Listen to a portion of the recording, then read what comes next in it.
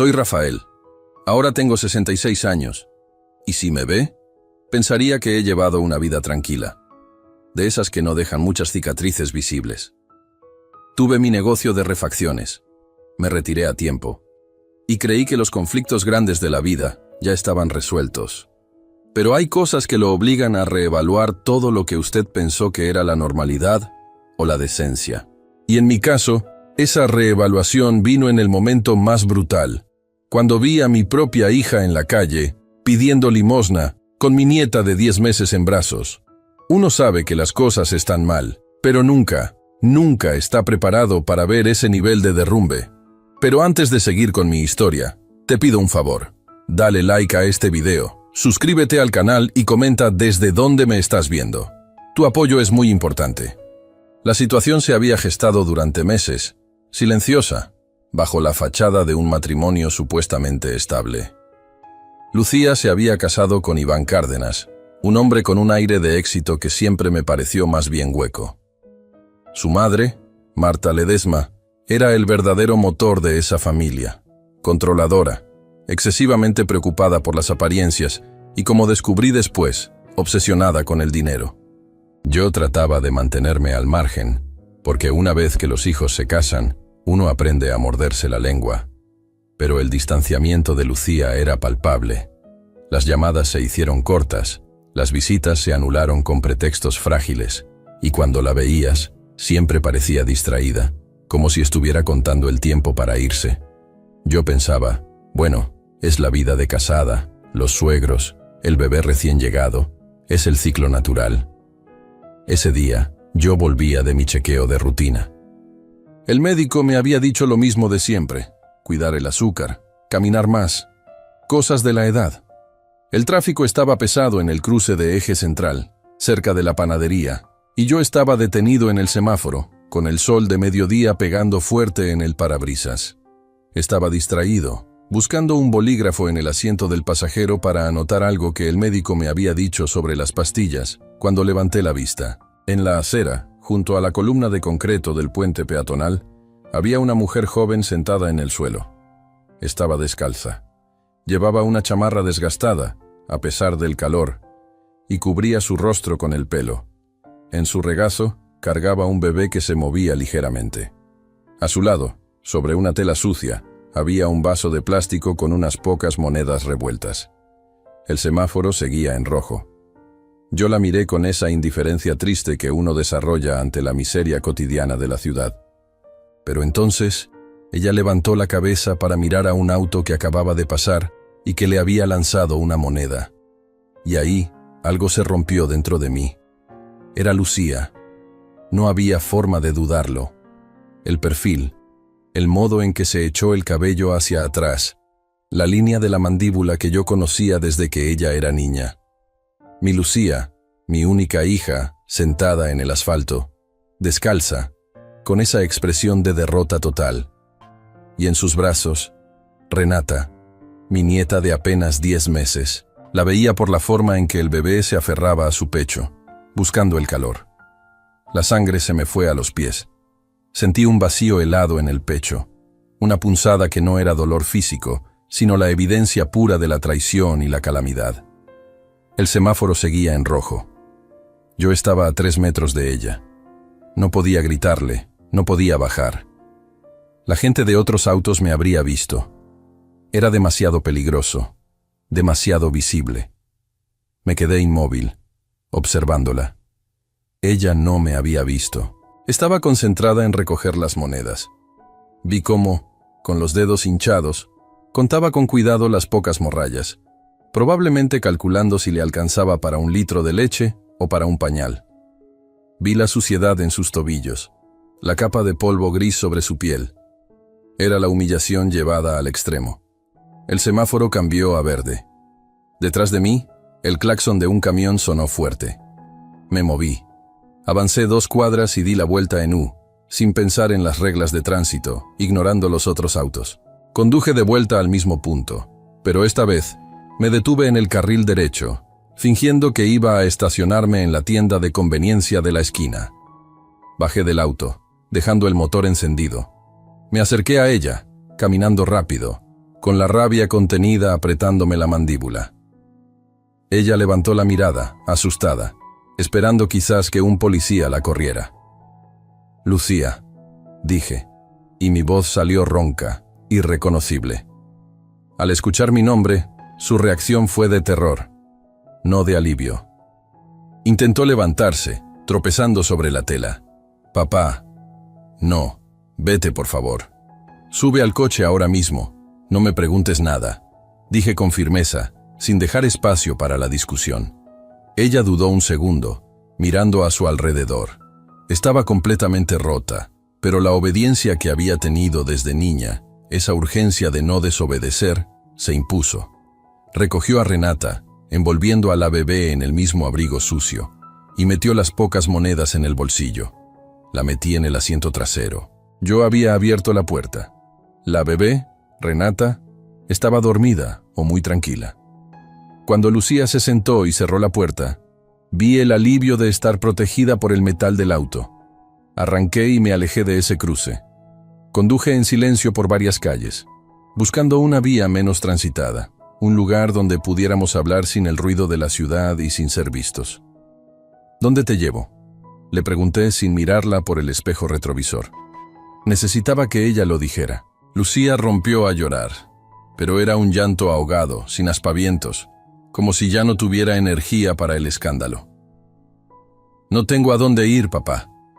Me corrieron. Estacioné el coche bajo la sombra de unos árboles viejos, en una calle residencial tranquila. Apagué el motor.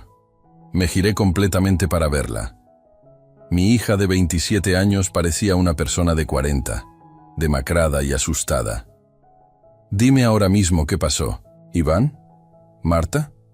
El nombre de Marta, la suegra, pareció encender una chispa de dolor y rabia en Lucía. «Iván me sacó de la casa hace una semana.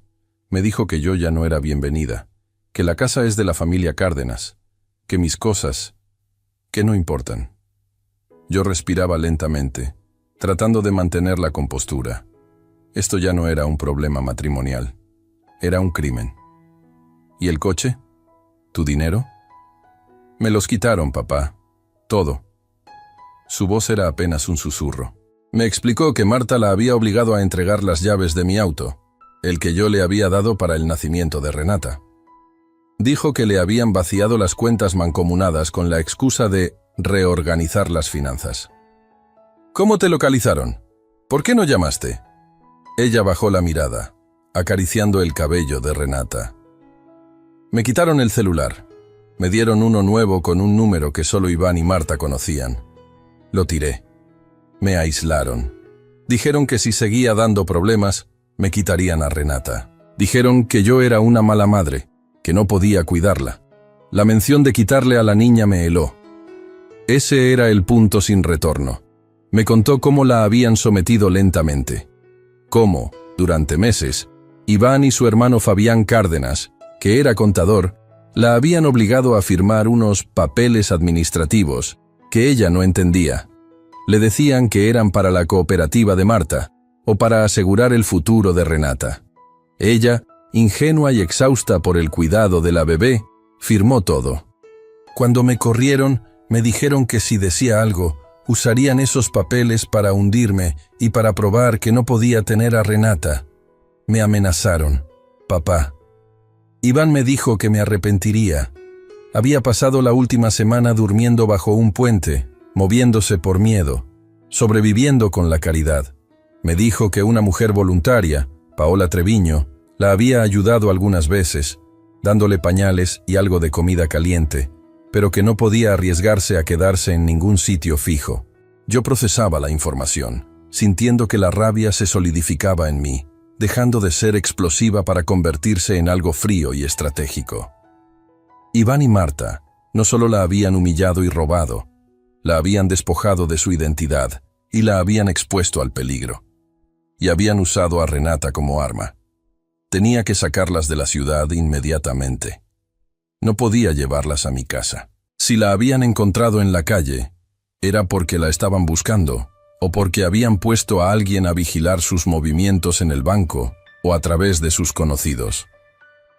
«Vamos a desaparecer, Lucía», Le dije. Necesito que confíes en mí. Mi mejor amigo, don Esteban, tenía una posada pequeña y discreta a las afueras. Un lugar que no estaba en ningún registro digital, frecuentado solo por gente de confianza. Era el único lugar seguro para una parada de emergencia. Llamé a don Esteban. Le dije que necesitaba una habitación en el fondo, pagada por adelantado y sin preguntas. Le dije que era mi hija y que estaba en un gran problema. Él, con la decencia que siempre lo ha caracterizado, simplemente dijo: «Te espero, Rafael. Trae a la muchacha».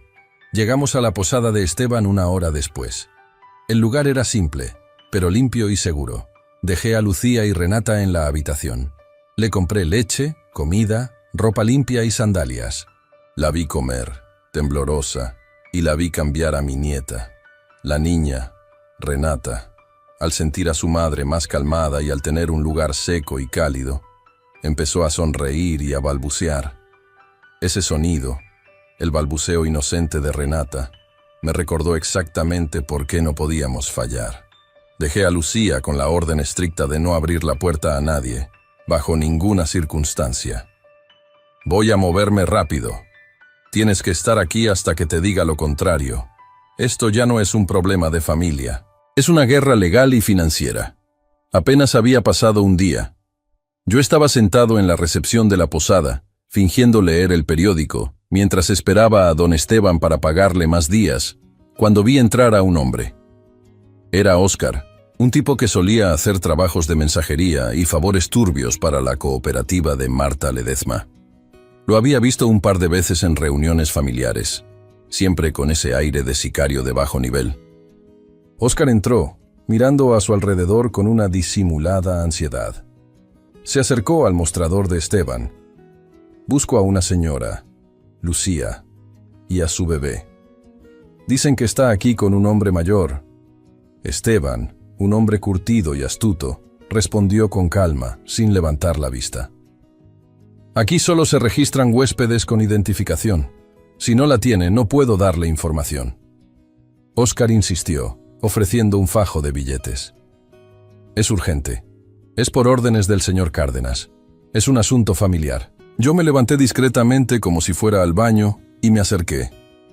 «¿Problemas?», pregunté a Esteban en voz baja, dándole la espalda a Óscar, pero observándolo por el rabillo del ojo. Óscar me miró, evaluando si yo era el hombre mayor que buscaban.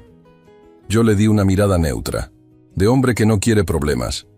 Esteban le dijo a Óscar: «Váyase, señor. No hay nadie aquí con ese nombre». Óscar se fue, visiblemente frustrado, pero la señal era clara. Iván y Marta ya habían activado la búsqueda. Habían movilizado a su gente. La posada de Esteban no era un lugar seguro, era solo un escondite temporal que ya había sido comprometido. Ellos no solo la querían de vuelta, querían silenciarla y, sobre todo, asegurarse de que no interfiriera en lo que fuera que estaban tramando con los bienes. Esa misma noche, moví a Lucía y a Renata. Ya no podíamos arriesgarnos a quedarnos en un solo lugar. Usé una red de casas que tenía reservada para negocios, propiedades pequeñas que se usaban para alojar a proveedores de paso, lejos de mi nombre principal. La llevé a una casa en el sur, escondida y sin vecinos curiosos.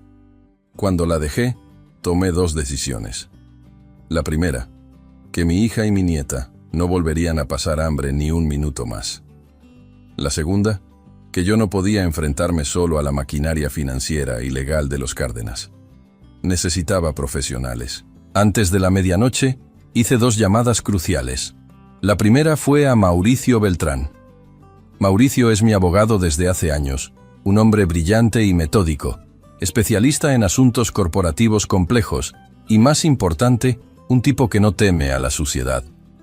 Le dije, con la mayor calma posible, que mi hija había sido víctima de malversación, despojo y coacción.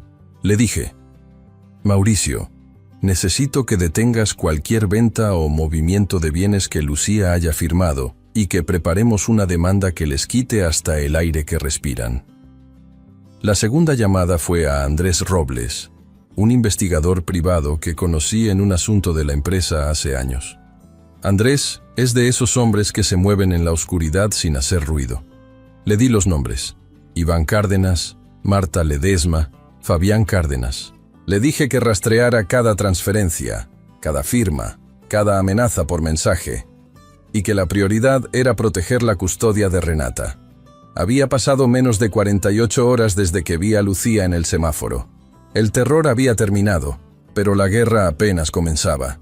Yo era un hombre de 66 años que estaba a punto de desatar todo su capital y su experiencia para desmantelar a la gente que había obligado a su hija a pedir limosna. Si usted quiere saber cómo logramos desmantelar la red que armó el marido de mi hija para robarle todo, la historia sigue.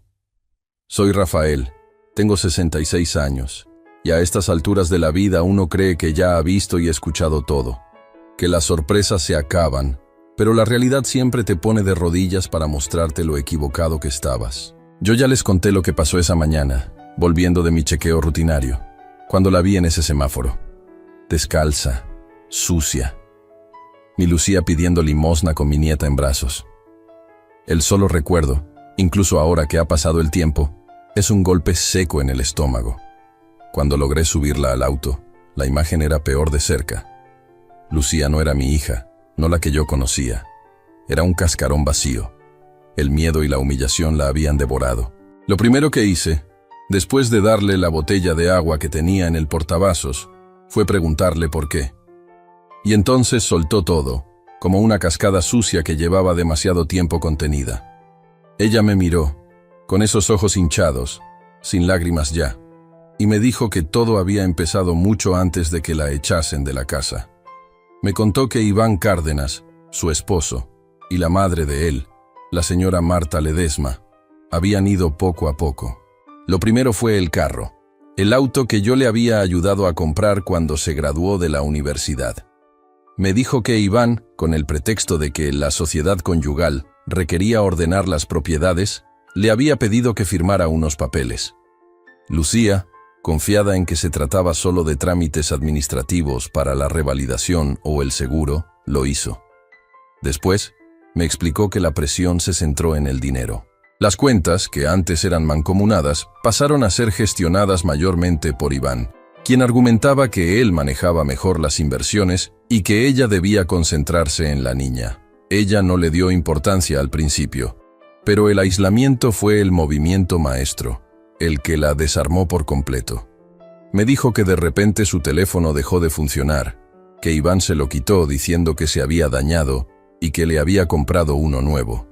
Pero ese nuevo celular venía con un número diferente. Un número que solo conocían Iván, Marta y supongo el hermano, Fabián Cárdenas. De un día para otro, Lucía quedó borrada del mapa para sus amistades, para mí, para su hermano. Cuando yo la llamaba al número viejo, me salía que no existía.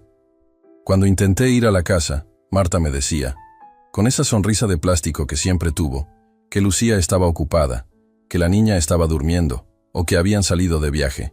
Yo me lo creí, porque ¿quién sospecha de la madre de su yerno? Me contó que esos papeles administrativos que firmó resultaron ser documentos legales donde cedía la administración total de sus bienes. Iván, con la ayuda de su hermano Fabián, quien según Lucía es una especie de gestor de trámites turbios, se había asegurado de que ella no tuviera control sobre la casa que yo también ayudé a pagar, ni sobre sus ahorros. El detonante fue la confrontación. Lucía, al ver que sus tarjetas ya no funcionaban ni para comprar la leche de Renata, intentó enfrentarlos. Fue ahí donde Marta, con una frialdad escalofriante, le dijo que ya no era bienvenida, que la casa, el carro y el dinero eran de la familia Cárdenas, y que si no se iba por las buenas, la iban a denunciar por abandono de hogar y le arrebatarían a Renata. La amenaza era clara y contundente. Si protestaba o buscaba ayuda, la niña se quedaba con ellos. Yo escuchaba todo esto sentado en el asiento del conductor, agarrando el volante con tanta fuerza que me dolían los nudillos. No dije nada. Solo manejé hasta que llegamos a un lugar seguro. Mi primera reacción fue impulsiva, animal. Necesitaba esconderla, borrarla del mapa. Llamé a don Esteban, un viejo amigo que tiene una posada en las afueras, un lugar discreto donde no se hacen muchas preguntas. Le expliqué, sin entrar en detalles, que mi hija necesitaba un lugar seguro por un par de días, lejos de problemas muy graves. Don Esteban, sin titubear, me ofreció una habitación en el tercer piso, que casi nadie usa. Era un lugar modesto, con cortinas gruesas y una sola entrada. Dejé a Lucía y a Renata allí, con algo de ropa limpia que compré rápido y dinero en efectivo. Le rogué que no saliera, que no usara el teléfono, que simulara ser una turista que venía de paso y que solo quería descansar. No pasaron ni 12 horas. Yo estaba en mi casa, intentando asimilar el nivel de depravación que había permitido que mi hija terminara en la calle, cuando recibí una llamada de don Esteban. Su voz era grave, contenida. «Rafael, acaba de llegar un tipo, un tal Oscar. Preguntó por una mujer con una niña pequeña. Dijo que venía de parte de su esposo. Le dije que aquí solo tengo turistas americanos, pero el tipo se quedó en el estacionamiento, en un auto oscuro mirando la entrada. En ese momento sentí un frío recorriéndome la espalda. Iván no solo la había echado, sino que la estaba buscando activamente, y no para reconciliarse. Era una cacería. El riesgo de que se llevaran a Renata era inminente. Tomé la decisión en ese instante. No podía dejarla en un lugar fijo. Necesitaba una red de protección. Necesitaba casas seguras. En las siguientes 48 horas, moví a Lucía y a mi nieta 3 veces. De un departamento vacío de un socio a la casa de una prima lejana que estaba de viaje. La seguridad era lo primero. El enemigo ya había demostrado estar organizado. Yo ya no podía manejar esto solo. Esta no era una disputa de pareja. Esto era un crimen organizado y silencioso. Mi primera llamada fue a Mauricio Beltrán. Mauricio es abogado, serio, formal, con experiencia en derecho civil y penal complejo. No me gusta la gente que grita o hace aspavientos. Mauricio es de los que habla bajo y mueve papeles. Le conté la historia completa, sin omitir el detalle de la mendicidad o las amenazas. Mauricio escuchó con el ceño fruncido y luego me miró por encima de sus lentes. «Rafael», me dijo, «esto es coacción agravada, malversación de fondos, y dadas las amenazas de quitar a la menor, tenemos un caso fuerte de violencia familiar. Pero si queremos ganar, no podemos solo defendernos. Tenemos que atacar y documentar cada movimiento que hicieron desde que le cambiaron el número de teléfono. Necesitamos pruebas, muchas pruebas». Esa misma tarde, Mauricio puso en contacto a Andrés Robles, un investigador privado que él usaba para casos complejos de rastreo financiero y digital. Andrés no era un detective de televisión. Era un tipo silencioso, vestido discretamente, que trabajaba más en bases de datos que en la calle. La estrategia fue doble: protección legal inmediata y recolección exhaustiva de evidencias. Lucía, aunque traumatizada, cooperó. Le pedimos que nos diera acceso a todo lo que pudiera recordar. Lo primero que Andrés hizo fue rastrear los mensajes de amenaza. Lucía había logrado salvar algunos screenshots antiguos de WhatsApp, donde Iván y Marta la presionaban sobre los papeles y la forzaban a no decirle nada a su familia. No eran muchos, pero eran oro puro. Las amenazas eran siempre sutiles pero claras. Si haces un escándalo, la niña se queda aquí y tú pierdes la custodia. Luego fuimos a lo financiero. Este fue el trabajo más duro y detallado. Lucía tenía su cuenta bancaria. Andrés, con la autorización de Lucía, empezó a rastrear todas las transferencias sospechosas. Encontramos un patrón escalofriante. Meses antes de que la echaran, Lucía había estado firmando, sin saberlo, transferencias recurrentes de grandes sumas de dinero hacia una cuenta específica. Esta cuenta no estaba a nombre de Iván directamente, sino a nombre de una cooperativa de desarrollo local.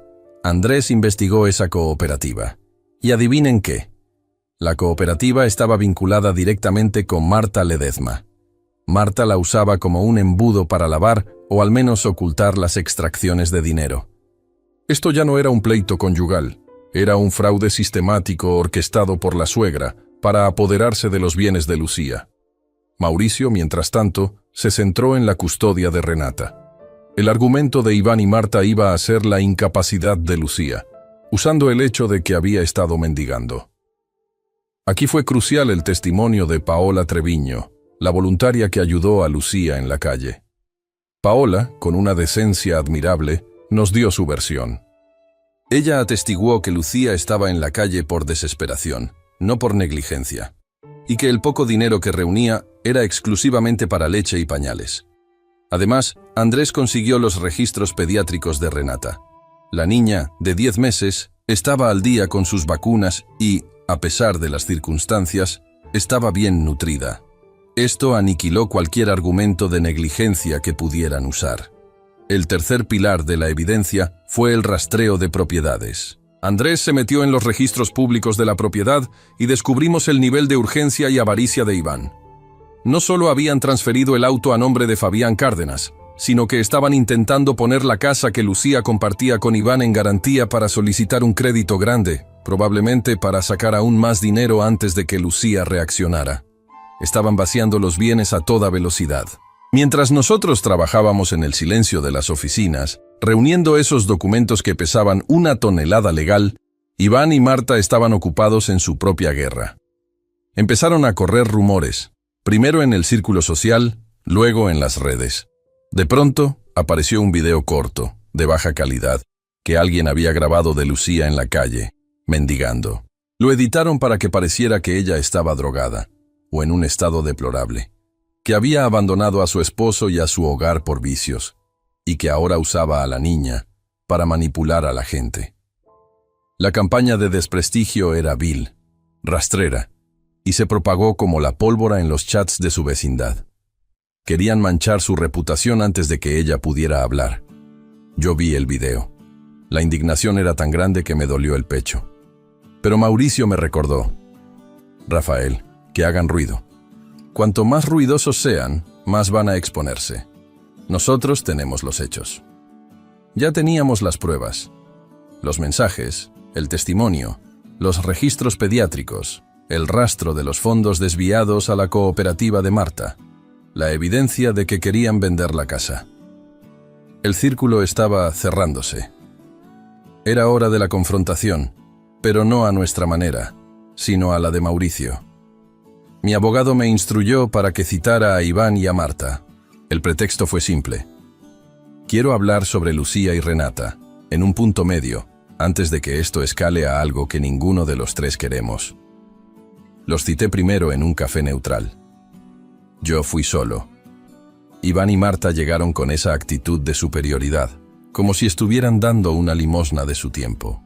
Se sentaron frente a mí, y la primera cosa que Marta dijo, con esa voz untuosa, fue que yo debería estar agradecido porque ellos estaban intentando mantener la reputación de Lucía a salvo, ya que ella había caído muy bajo.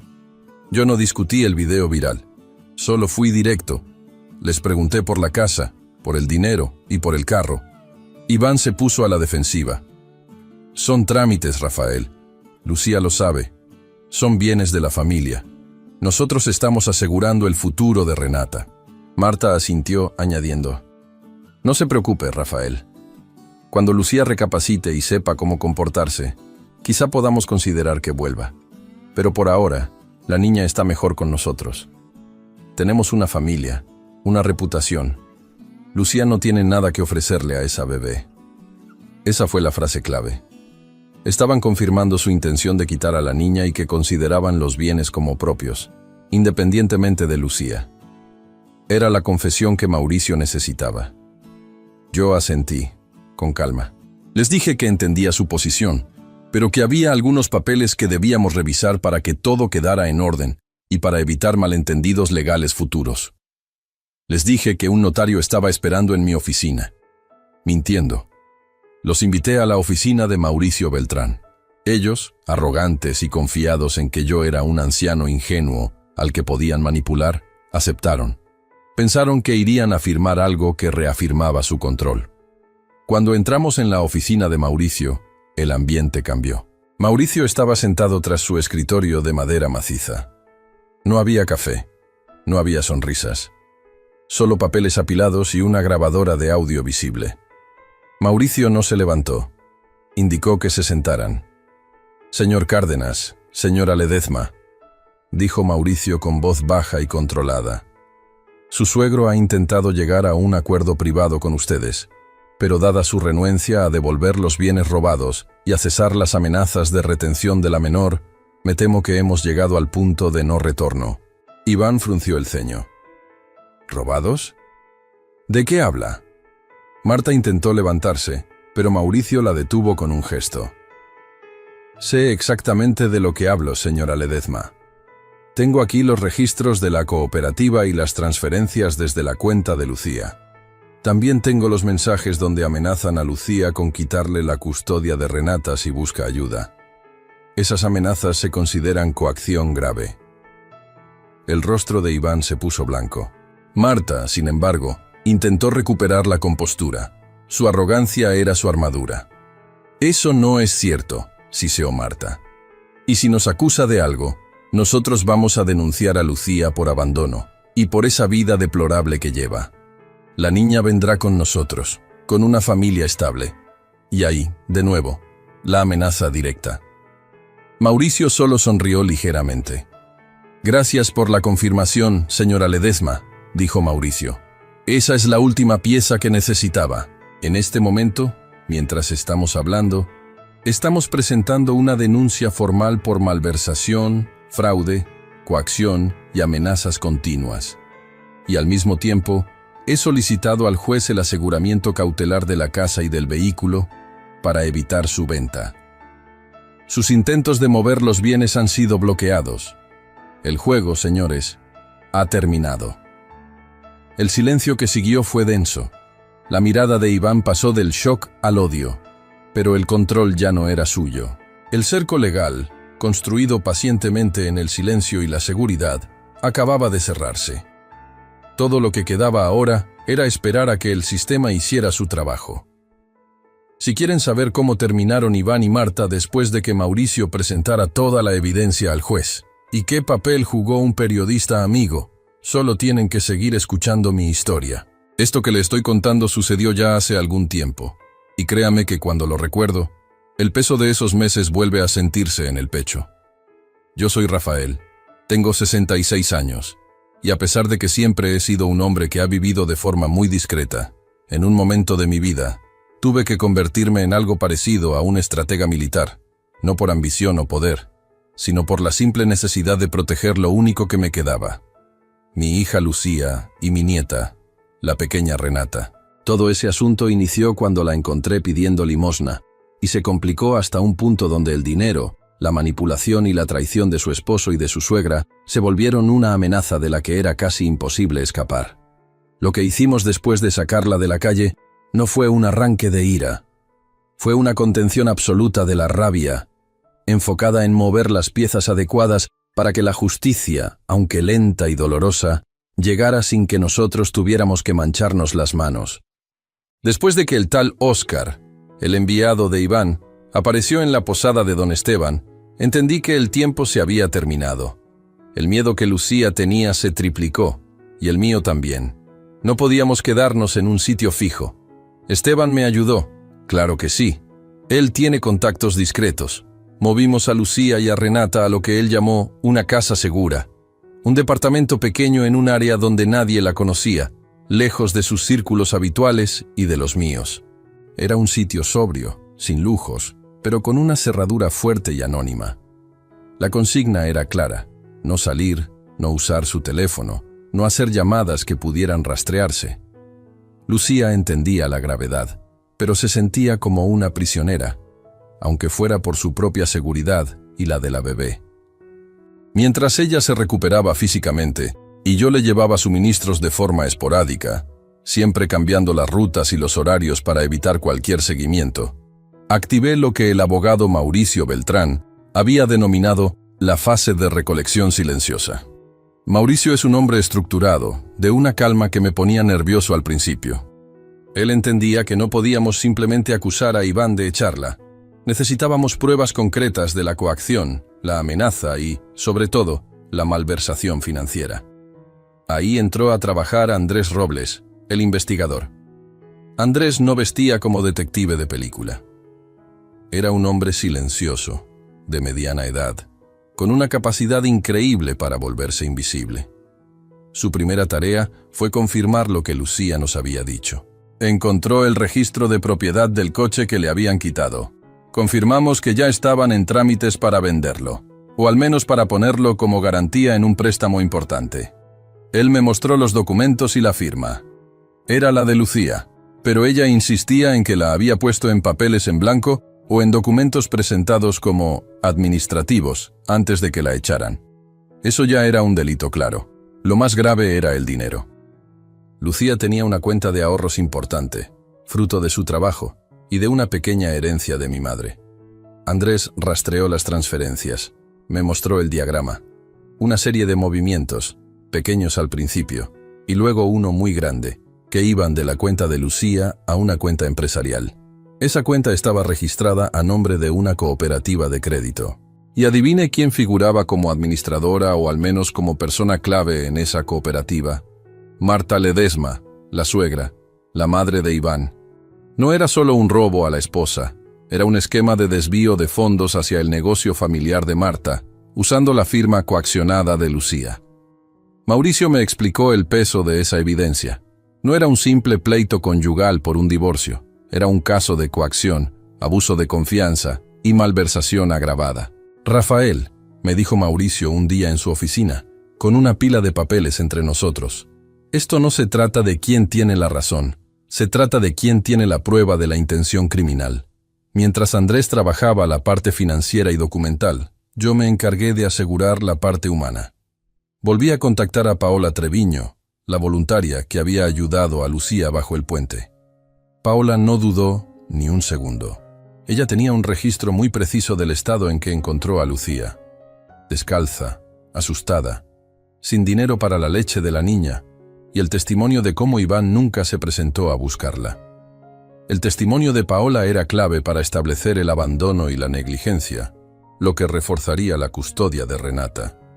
Y hablando de Renata, Andrés también se ocupó de obtener discretamente el historial pediátrico de la bebé. Necesitábamos mostrar que Lucía, a pesar de estar mendigando, había mantenido las citas médicas esenciales de la niña. Era una pequeña evidencia, pero demostraba la responsabilidad maternal. Teníamos que estar listos para el inevitable ataque de Iván, que usaría la situación de mendicidad de Lucía en su contra, alegando inestabilidad o abandono. Ese ataque no tardó en llegar. No pasaron muchas semanas cuando Iván y Marta lanzaron su ofensiva. Era la más sucia y la más predecible. Un video empezó a circular en redes sociales.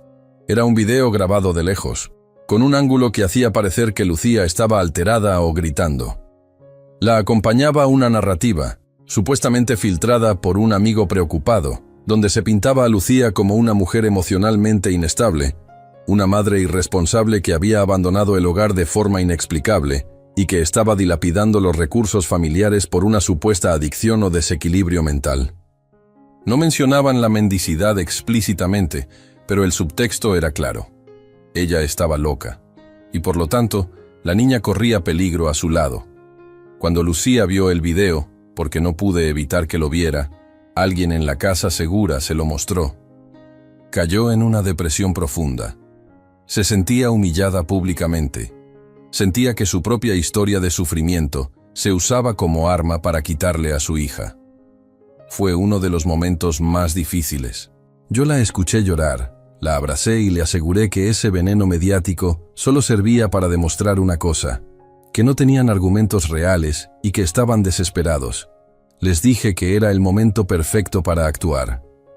Con toda la evidencia en la mano, los documentos falsificados, el rastro financiero, el testimonio de Paola y el historial de amenazas por mensajes de texto que Lucía había guardado en el único momento de lucidez antes de ser aislada. Mauricio me dio la instrucción. Teníamos que citarlos, pero no en un juzgado, en territorio neutral y luego en nuestro territorio. La primera reunión fue en un café elegante, en una zona discreta. Yo llamé a Iván y a Marta por separado, diciéndoles que era una reunión para resolver el asunto de Lucía y el patrimonio y evitar que esto escale a la vía penal. Era un cebo perfecto. Iván vino con una arrogancia que me revolvió el estómago. Marta, con su habitual aire de superioridad, como si estuviera a punto de negociar la compra de un terreno, no la vida de una mujer. «Rafael, estás haciendo esto más difícil de lo que tiene que ser», me dijo Iván, tomando un sorbo de café con demasiada calma. «Lucía está enferma, lo sabes. No es apta para criar a Renata en este momento. La casa y el coche están mejor bajo la administración de mi madre, hasta que ella se recupere. Es por el bien de la niña. Marta intervino con esa voz melosa pero dura. Los bienes son de la familia, Rafael. La cooperativa estaba en riesgo por la forma irresponsable en que Lucía manejaba su dinero. Nosotros solo protegimos lo que ya era nuestro. Esa frase fue oro puro. Protegimos lo que ya era nuestro. Yo solo asentía, guardando silencio, fingiendo debilidad, dejándolos que se sintieran confiados. Les dije que estaba agotado de la situación y que me gustaría que mi abogado, Mauricio Beltrán, actuara como mediador para formalizar el acuerdo de custodia temporal y de administración de bienes. Les propuse vernos en la oficina de Mauricio al día siguiente. No dudaron. Estaban tan seguros de su poder y de la debilidad de Lucía que caminaron directamente a la trampa. Al día siguiente, en la oficina de Mauricio, el ambiente era radicalmente distinto. Mauricio se sentó detrás de su escritorio, pulcro y formal. Yo estaba a un lado. Lucía no estaba, por supuesto. Iván y Marta llegaron a la hora exacta, con una carpeta de documentos, listos para dictar sus términos. Les dije, fingiendo sumisión, que mi única preocupación era Renata. Mauricio, por favor, solo quiero que mi hija y mi nieta estén seguras. Si ellos se quedan con las cosas, que así sea. Solo quiero que me aseguren por escrito que Renata estará bien y que Lucía podrá verla, dije yo, dramatizando mi derrota. Mauricio, sin levantar la voz, les preguntó: «Señores Cárdenas y Ledezma, ¿están dispuestos a asumir la responsabilidad total del cuidado de la menor, incluyendo los gastos de manutención y educación, mientras Lucía recibe el tratamiento que ustedes sugieren?» Iván sonrió, asintiendo. Marta, que ya olía el triunfo, se reclinó en la silla y dijo, repitiendo la frase que necesitábamos escuchar: «Por supuesto, es lo menos que podemos hacer. Los bienes, la casa, el carro, todo es de la familia Cárdenas. Nunca debieron estar a nombre de Lucía, y solo estamos recuperando lo que es nuestro por derecho y manteniendo a la niña bajo un ambiente estable. Lo hemos dicho, Lucía no puede con ella, está desequilibrada. Si no aceptan esto, los denunciamos y le quitamos a la niña de forma permanente. Tenemos el video. ¿Entienden la gravedad?». Hubo un silencio denso. Iván y Marta se miraron, sonriendo con una satisfacción horrible. Pensaban que habían ganado. Pensaban que habían cerrado el trato humillándome por última vez. En ese momento, Mauricio Beltrán se quitó los lentes. Ya no era un mediador. Era el abogado de la defensa, y tenía todo lo que necesitaba. «Señora Ledezma, señor Cárdenas», dijo Mauricio, con una voz que se había vuelto fría y autoritaria. «Agradezco que hayan venido hoy. Han confirmado la coacción, la intención de despojo y la amenaza de arrebatar la custodia de la menor basados en una campaña de desprestigio que ya está siendo investigada». La sonrisa de Marta se borró. Iván empezó a balbucear. «¿Qué está diciendo? Esto es una negociación de buena fe». «No, señor Cárdenas. Esto ha sido una confesión grabada y validada en presencia de testigos. Su propia madre acaba de afirmar que los bienes de Lucía no eran suyos por derecho y que procedieron a recuperarlos mediante movimientos fraudulentos hacia una cooperativa de su propiedad», continuó Mauricio, sin inmutarse. «Lo que ustedes llaman administración de bienes, la ley lo llama malversación y fraude específico. Lo que ustedes llaman preocupación por la menor, la ley lo llama coacción agravada y amenazas graves». Iván se levantó de golpe. Marta gritó algo sobre un complot. Yo seguí sentado, observando cómo la arrogancia se convertía en pánico. Andrés Robles, que había estado en un rincón de la sala supuestamente revisando archivos, se levantó con un portafolio. «Señor Beltrán», dijo Andrés mirando a Marta e Iván con una expresión neutral, «ya tenemos confirmados los trámites de venta del vehículo y la hipoteca sobre la casa. También se completó el aseguramiento de los fondos desviados a la cuenta de la cooperativa. Hemos actuado rápido». Mauricio no les dio tiempo de reaccionar más. Les dijo que en ese mismo momento se estaba presentando la denuncia formal por los cargos mencionados, que se solicitaba el aseguramiento inmediato de todos los bienes para evitar su venta o hipoteca, y que además se solicitaría una orden de restricción para proteger a Lucía y a Renata de sus amenazas. Quedan notificados. Les sugiero que se pongan en contacto con su propio abogado, concluyó Mauricio, señalando la puerta. El rostro de Marta, el mismo rostro que había humillado a mi hija, se desfiguró por la ira y el terror. Salieron de la oficina sin decirme una sola palabra. Yo sentí un agotamiento profundo, pero no había terminado. Ahora comenzaba la espera. Sabíamos que, aunque el cerco legal estaba cerrándose, Iván y Marta aún tenían la capacidad de pelear en los tribunales y de continuar con su campaña de desprestigio. Pero ya no estaban jugando solos. Esa noche, cuando volví a la casa segura para ver a Lucía y a mi nieta, les dije que la parte más difícil del plan ya se había ejecutado. El silencio que mantuvimos durante semanas, la humillación que soportamos, había servido para armar una defensa inexpugnable. El periodista Héctor Zúñiga, que trabajaba con Mauricio y Andrés, ya tenía toda la cronología y las pruebas. Solo faltaba el momento de la publicación. Si quieren saber cómo reaccionaron cuando la verdad salió a la luz y cómo se derrumbó toda su fachada de honorabilidad, tendrán que escuchar la siguiente parte de mi historia. Se você chegou até aqui, é porque a história te pegou. Não deixe de se inscrever no canal para não perder a parte 4, onde a justiça começa a cobrar a dívida. Eu sou Rafael, e como lhes havia contado, tengo 66 años. Cuando mi hija Lucía cayó en esa trampa terrible orquestada por su marido Iván y la suegra, Marta, mi vida se convirtió en una operación de guerra fría. No había tiempo para lamentos ni para mostrar debilidad, especialmente porque la pequeña Renata, mi nieta de 10 meses, estaba justo en medio de esa tormenta. El primer paso fue estabilizar a Lucía. Después del susto con Óscar en la posada de don Esteban, la movimos de nuevo. Mauricio Beltrán, mi abogado, consiguió una serie de apartamentos temporales, lo que él llamaba casas seguras. Eran lugares simples pero protegidos, donde nadie podía rastrearlas a través de las redes sociales o de las llamadas.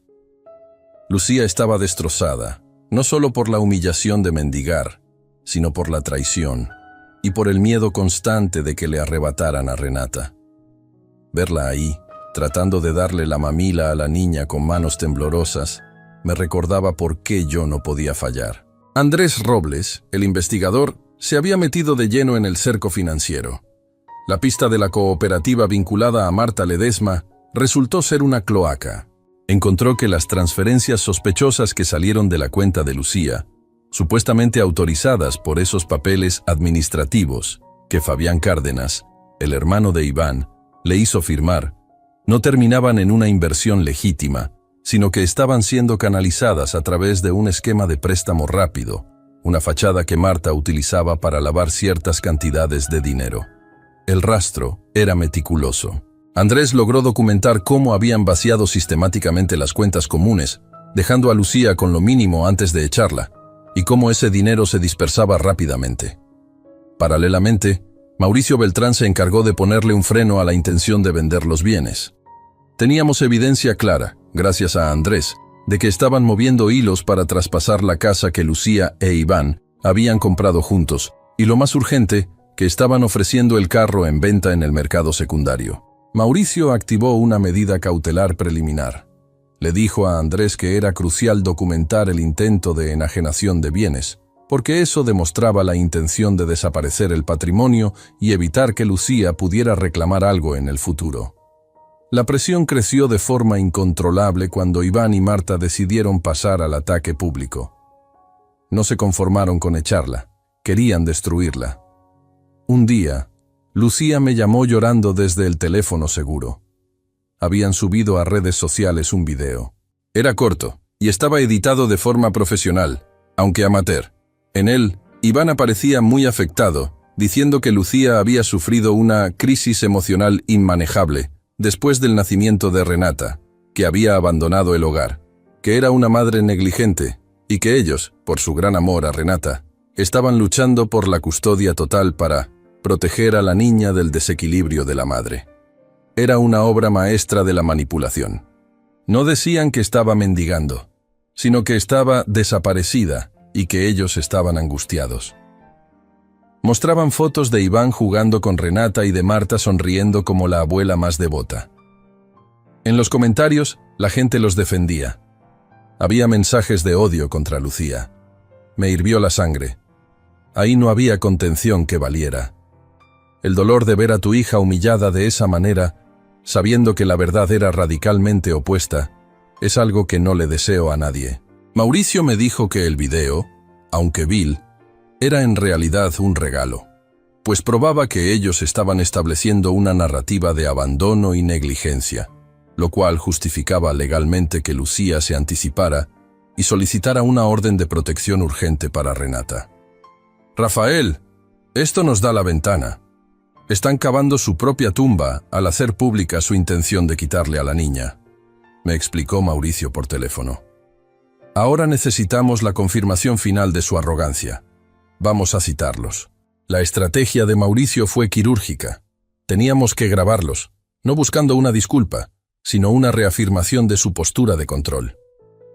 Quería que dijeran en voz alta, y delante de testigos calificados, que consideraban la casa, el carro y el dinero como propiedad exclusiva de ellos. El primer encuentro fue en un café discreto, no muy lejos de la oficina de Mauricio. Yo fui solo. Lucía, por supuesto, estaba totalmente fuera de peligro, aunque nerviosa. Cuando Iván y Marta llegaron, venían con un aire de superioridad, como si estuvieran haciendo un favor al sentarse conmigo. Iván llevaba un traje costoso, recién planchado, y Marta, un rostro endurecido por la seguridad de quien se sabe respaldado por su estatus social y por la mentira pública. Nos preocupa mucho Lucía, Rafael, dijo Marta, sin preámbulos, cruzando las manos elegantemente sobre la mesa. Pero sabes, la inestabilidad que mostró siempre ha sido un problema. Yo no respondí a la provocación. Mi tarea era simple, sembrar dudas y guiarlos hacia la confesión. Sé que están preocupados por el bienestar de Renata, dije, manteniendo la voz baja y plana. Pero Lucía me contó que le pidieron que firmara esos papeles. Me gustaría entender qué pasó con el dinero y por qué intentan vender el coche tan rápido. Iván rió, un sonido seco y desagradable. Mira, Rafael, la casa está a mi nombre. Y lo del carro, bueno, es un activo que teníamos que mover por la situación. Lucía ha estado muy distraída. No ha podido encargarse de los asuntos administrativos. Fabián solo estaba ayudando. ¿Y el dinero de la cuenta conjunta?, pregunté. Marta intervino con un tono de patrona. Rafael, tú sabes cómo son estas cosas. Cuando un matrimonio se rompe, las cosas tienen que volver a donde pertenecen. Ese dinero lo necesitamos para estabilizar la posición de Iván en la cooperativa. Lucía tiene que entender que las propiedades son de la familia, de los Cárdenas. No es que se lo hayamos robado, es que lo estamos administrando. Ella puede trabajar, tú puedes ayudarla, ¿no? Yo asentí, forzando una expresión de comprensión. El anzuelo estaba puesto. No querían reconocer que Lucía tenía derecho sobre esos bienes. Lo consideraban un regalo que le habían revocado. Entiendo la administración, dije. Perfecto, dijo Iván, bajando el tono, confiado en que yo iba a ceder. Ahora, hablemos de Renata. Queremos que Lucía regrese, pero tiene que aceptar la situación. Si insiste en problemas o demandas, tendremos que denunciar formalmente su abandono y buscar la custodia total. Es por el bien de la niña. Iván me lo dijo sin parpadear. Era una amenaza directa. Si no te callas, te quitamos a tu nieta. En ese momento, yo ya no estaba en el café. Mi mente estaba procesando la grabación que se estaba haciendo discretamente. Esa misma tarde, los cité a la oficina de Mauricio. La oficina de Mauricio Beltrán era moderna, con paredes de cristal y un silencio que imponía respeto. Mauricio, un hombre que parecía joven pero cuya experiencia se notaba en la forma en que movía los papeles, los recibió con extrema cortesía. Había otra persona en la sala, una notaria pública, que se presentó como testigo. Iván y Marta se sintieron inmediatamente incómodos. Se dieron cuenta de que no estaban ahí para negociar el regreso de Lucía. Mauricio fue directo. Puso sobre la mesa las pruebas de las transferencias, los documentos que probaban el intento de venta del carro y la hipoteca forzosa de la casa. Luego, reprodujo el audio de la conversación del café. Al escuchar sus propias voces hablando de que el dinero y los bienes eran de la familia Cárdenas y que Lucía tenía que entenderlo, la cara de Iván se puso roja. Marta, sin embargo, intentó mantener la compostura. «Eso es ilegal, Rafael. Grabar una conversación privada», siseó Marta. «No en este contexto, señora Ledesma», intervino Mauricio con calma. «Esto es una reunión formal. Lo que me interesa saber es, ¿siguen manteniendo la amenaza de denunciar a Lucía por abandono y de quitarle la custodia de la menor, Renata?» Iván se levantó, indignado. «Por supuesto que sí. Lucía es inestable. Yo soy el padre, tengo mis derechos y los vamos a ejercer. Y ustedes no van a tocar mis propiedades». Marta lo secundó, sin dudar. «La niña estará mejor con nosotros. Lucía no tiene dónde caerse muerta. Nosotros sí». Esa frase, «la niña estará mejor con nosotros», y la confirmación, frente a la notaria, de su intención de usar la denuncia de abandono como herramienta de coacción, fue el clavo final en el ataúd de su estrategia. Se reafirmaron en el delito de coacción y amenazas justo cuando estaban siendo grabados en un entorno legal. Mauricio no perdió un segundo. Mientras Iván y Marta salían de la oficina gritando que se arrepentirían de esto, Mauricio se giró hacia mí. «Rafael, tenemos todo lo que necesitamos. Las amenazas son frescas y la intención de malversación está probada. Ahora, a mover los papeles». Esa misma noche, Mauricio presentó una denuncia formal y robusta ante la autoridad competente. No solo por la malversación de fondos y el intento de fraude al intentar vender los bienes de Lucía, sino también por el delito de coacción y amenazas graves contra la vida e integridad emocional de Lucía y de la menor. Lo más importante fue la petición de aseguramiento de bienes y la orden de protección. Con la evidencia de que Iván y Marta estaban activamente intentando despojar a Lucía de su capacidad económica y social, el video de desprestigio, la jueza consideró la situación una emergencia. El aseguramiento de bienes significó que, de la noche a la mañana, Iván y Marta no podían vender ni mover ni un solo centavo de lo que habían quitado. El carro fue inmovilizado y la casa entró en un litigio preventivo. Sus planes de hacerse ricos a costa de mi hija se frenaron en seco. Pero la joya de la corona, la única cosa que me interesaba realmente, era Renata. Mauricio, usando como prueba el video de desprestigio que ellos mismos habían subido, argumentó que, si ellos estaban dispuestos a mentir públicamente sobre la salud mental de Lucía y exponer a la niña a esa situación, existía un riesgo inminente de que utilizaran a Renata como arma. La jueza accedió rápidamente. Se emitió una orden temporal de protección que otorgaba a Lucía la custodia provisional de Renata, con prohibición estricta para Iván y Marta de acercarse o contactarlas, salvo por los canales legales y restringidos de un futuro proceso. Renata estaba segura. Lucía había ganado la primera batalla, la más vital. El plan de acción era implacable. Mientras Mauricio manejaba el frente legal, Andrés terminaba de cerrar el cerco financiero, asegurándose de que cada cuenta y cada activo que Iván y Marta habían tocado quedara bajo escrutinio oficial. Y luego estaba la fase pública, la de la dignidad. Le entregamos toda la cronología documentada, con transferencias, fechas, amenazas y el testimonio de Paola Treviño, la voluntaria que ayudó a Lucía en la calle, al periodista Héctor Zúñiga. Héctor no era un reportero de escándalo. Era conocido por su trabajo serio, basado en documentos. Su trabajo sería publicar la verdad fría y dura, con pruebas, justo en el momento en que Iván y Marta pensaran que su mentira pública había funcionado. La maquinaria ya estaba andando. Lucía, aunque exhausta, pudo respirar por primera vez sin el miedo de que la niña le fuera arrebatada. Estaba en terapia, recuperándose, y con Renata a salvo en una cuna estable, lejos del frío y del peligro. Yo, por mi parte, empecé a sentir el peso de los meses de tensión. Habíamos actuado en la oscuridad, con estrategia y silencio. Ahora solo quedaba esperar a que la luz de la justicia hiciera su trabajo y pusiera a cada quien en su lugar. Lo que no sabían Iván y Marta es que ya no tenían control sobre la narrativa, sobre el dinero, ni sobre el acceso a mi nieta. Estaban completamente cercados y solo faltaba la detonación pública. Y si quieren saber cómo todo esto terminó y cómo se hizo justicia sin hacer ruido, suscríbanse y denle a la campana. Cuando Mauricio presentó formalmente la denuncia, sabía que ya no había vuelta atrás. Aquella confrontación en su oficina, grabada y presenciada, había sido la llave que necesitábamos para asegurarle al juez la mala fe y la coacción continuada. No era un pleito de familia, era una malversación orquestada y unas amenazas muy serias que ponían en riesgo la estabilidad de mi hija y, lo más importante, de mi nieta.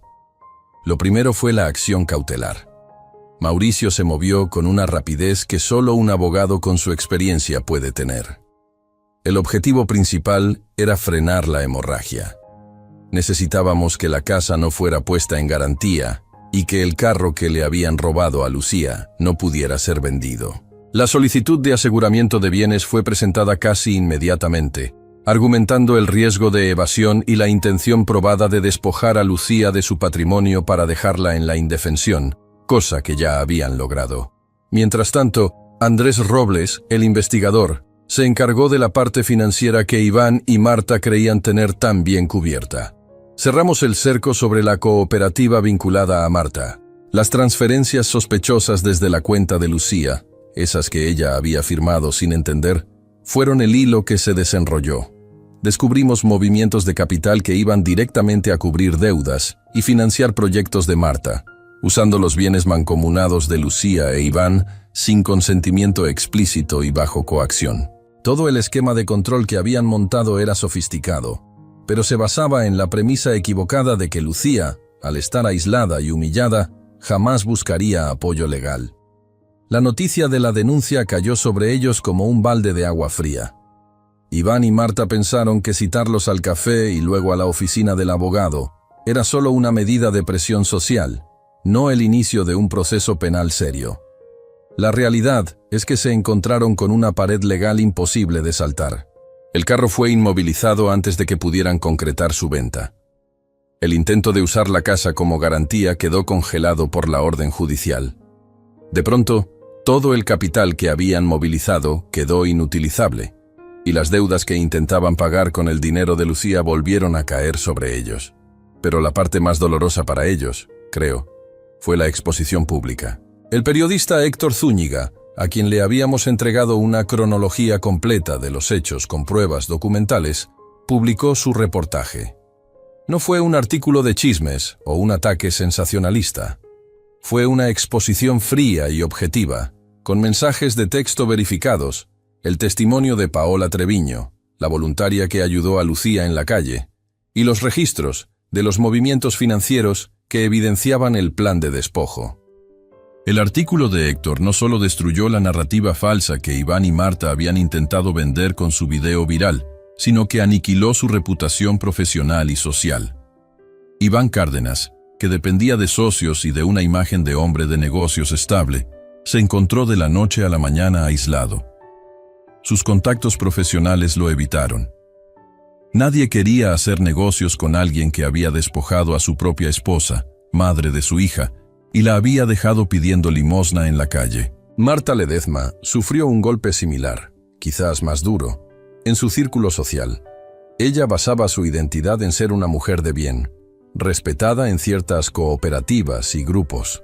El hecho de que las transferencias ilegales se rastrearan directamente a su nombre y que se probara que había participado activamente en la coacción de Lucía, la dejó socialmente marginada. La gente en nuestro ambiente no es rápida para condenar, pero es muy rápida para evitar a quienes generan problemas legales o escándalos de esta magnitud. Ella quedó sola, sin el estatus que tanto se había esforzado por construir. El proceso legal, como es habitual, fue lento, tedioso y exigente. Pero teníamos la verdad y las pruebas de nuestro lado. Lucía tuvo que declarar varias veces, rememorando el dolor y la humillación, pero lo hizo con una entereza que me llenaba de orgullo. Ya no era la mujer descalza y asustada que encontré en aquel semáforo, era una sobreviviente que estaba luchando por su hija y por su dignidad. El punto central de nuestra lucha era, por supuesto, Renata, la custodia. Iván, incluso cuando se veía acorralado, seguía usando a la niña como arma, amenazando con una denuncia de custodia para forzar un acuerdo económico favorable para él. Pero el historial que construimos con el apoyo de Paola Treviño y los registros pediátricos de Renata, que mostraban un claro descuido durante el periodo de aislamiento forzado por Iván y Marta, sumado a las amenazas documentadas, fueron suficientes.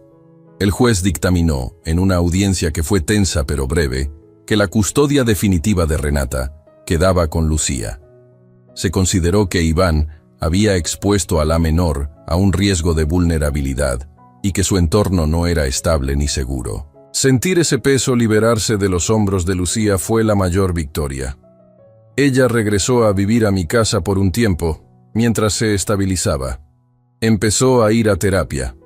Fue un proceso lento de recuperar su autoestima, de entender que lo que le había pasado no había sido culpa suya, sino el resultado de un abuso sistemático y bien planeado. La recuperación fue silenciosa. Lucía encontró un trabajo desde casa, aprovechando sus habilidades en diseño gráfico. Esto le permitía cuidar a Renata y, al mismo tiempo, recuperar su independencia económica paso a paso. Yo solo estaba ahí, observando, asegurándome de que tuviera leche en el refrigerador y que la niña estuviera siempre a salvo, creciendo sana, riendo, ajena a la tormenta que sus padres y abuela habían provocado. El tiempo pasó, aunque yo no llevaba la cuenta con un calendario. Lo notaba en los cambios pequeños, en el cabello de Lucía, que crecía más fuerte y brillante, en la manera en que contestaba el teléfono, sin el miedo que la paralizaba antes, y en Renata, que ya no era una bebé indefensa, sino una niña que gateaba por toda la casa, empezando a decir sus primeras palabras. La casa que había sido el foco de la disputa, esa casa que Lucía había ayudado a pagar, quedó asegurada a nombre de Lucía y Renata, en un acuerdo que forzó a Iván a reconocer el despojo y a liquidar las deudas que había generado. Iván, sin socios ni reputación, tuvo que enfrentar la realidad de sus actos. El proceso penal siguió avanzando, lento pero firme, por los cargos de malversación y coacción. Ya no tenían poder. El dinero que habían usado para controlar a Lucía ahora era el que se usaba en su contra para pagar sus propios abogados. La vida se normalizó, o al menos, encontró una nueva normalidad, más tranquila y honesta. Lucía y Renata se mudaron a un departamento pequeño cerca de mí, que Lucía pudo rentar con la tranquilidad de saberse segura e independiente. Yo las visitaba casi diario, por la simple necesidad de ver a mi nieta y de confirmar que mi hija estaba bien.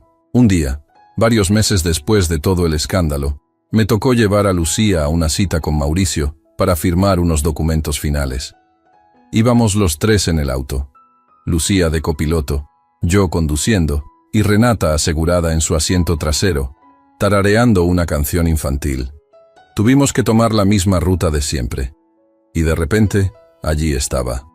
Nos detuvimos en el mismo semáforo donde yo la había visto por primera vez. El sol de la tarde caía sobre la avenida, y mientras esperábamos la luz verde, mi mirada se desvió por inercia hacia la banqueta. Y ahí los vimos. No estaban limpios, ni bien vestidos. Estaban sucios, con ropa que parecía tener días sin lavar. Eran Iván Cárdenas y Marta Ledezma. Estaban sentados en el mismo lugar, en el mismo tramo de concreto, cerca de donde Lucía había estado. Iván tenía un cartón frente a él y Marta estaba a su lado, con la cabeza gacha, contando monedas en la palma de su mano. La escena era la fotografía invertida de lo que yo había presenciado meses atrás. Iván, que siempre había sido tan arrogante, ahora era apenas una sombra desaliñada. Lo miré. Parecía haber envejecido 20 años en esos meses. Había perdido peso, y la desesperación en sus ojos era palpable. Lucía se quedó en silencio a mi lado. No dijo nada, pero sentí su cuerpo tensarse ligeramente. Yo no tuve que hacer nada. No tuve que humillarlos, ni decirles que la justicia divina existía. El destino, o quizá simplemente las consecuencias inevitables de sus propias malas decisiones, se encargó de ponerlos exactamente donde habían dejado a Lucía. Marta levantó la mirada por un segundo. Nuestros ojos se cruzaron. Por un instante, vi el reconocimiento y el miedo en su rostro demacrado. Ella supo quién era yo, y supo que su hija, mi hija, estaba en el asiento de al lado, segura y entera. La luz del semáforo cambió a verde. No hice contacto visual prolongado. No toqué la bocina. No le dije nada a Lucía, y ella tampoco me dijo nada a mí. Solo puse el auto en marcha, suavemente, y nos alejamos de la escena. Mientras conducía, sentí un profundo alivio. No era satisfacción, porque la venganza nunca es alimento para el alma. Era la tranquilidad de saber que mi hija y mi nieta estaban a salvo, que ya no estaban solas y que al final la verdad había emergido. Quienes destruyeron una familia por avaricia terminaron viviendo exactamente la caída que provocaron. Lucía giró su cabeza para mirar a Renata, que sonreía en el asiento trasero. Ella me tomó la mano y la apretó. Apenas un gesto silencioso, sin necesidad de palabras. Lo entendí todo. Habíamos ganado, no por crueldad, sino por dignidad. Y al final, eso era lo único que importaba. Si llegaron hasta aquí, es porque estas historias tocan fibras sensibles. Me gustaría saber si alguna vez vivieron una situación donde la justicia llegó de forma silenciosa e inesperada. Dejen su testimonio en los comentarios.